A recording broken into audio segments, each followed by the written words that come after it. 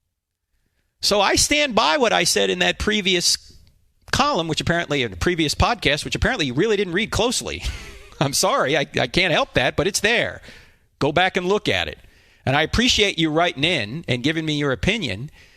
I just don't think that you're really looking at the issues clearly and fairly, because I don't think you listened to the podcast or read the transcript closely. And I think the left is more of a threat to our freedoms than you really think they are. And that freedom, by the way, includes our ability to not only preach the gospel, but then to live it as well. Okay, you can't just say, well, churches are going to be exempt from such and such a law. That's nonsense. Even if they were exempt from such and such a law, that might protect the pastor, but it's not going to protect the people in the church who then go out into the world and try and live the Christian life. The left wants you to prevent you from doing that. So again, look at the issues a little bit more closely. All right, let me get to at least one question that you have sent in just the remaining minutes I have. A couple of you have written in about your children going to college and leaving the faith. What's your advice? You're asking me what's my advice. In fact, I called a gentleman yesterday who had written in about this to help talk him off the ledge. The first thing you want to do, parents, if someone writes in or if one of your children calls you and says, Dad, I don't believe in God anymore after they went to college, do not freak out. Okay, number one, don't do that, because then they're not going to be open to discussing the matter with you.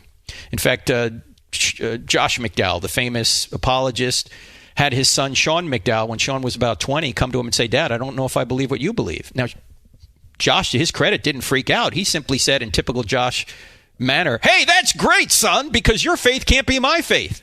You need to investigate this for yourself. He said, but let me just ask you one thing. As you investigate the evidence, will you promise to me that you will follow the evidence where it leads? And Sean said, yes, I will, Dad. And then Josh said, great. Well, then let's look at the evidence together. Well, today, Sean is a PhD, and he's teaching apologetics at Biola. Okay? So don't freak out, because you want your child to come to you with these questions, and you want to work through this with your child rather than ostracize them or make them feel uncomfortable when they bring up doubts about Christianity. That's one of the problems we have in the church today. People are afraid to bring up their doubts. They're afraid to ask questions. You should be the person they want to go to first with questions. So that's number one. Don't freak out. Be open to it. And then ask them this question. If Christianity were true, would you become a Christian? Or if you want to take Christianity out of it, say, if Jesus really rose from the dead to prove he was God, would you follow him?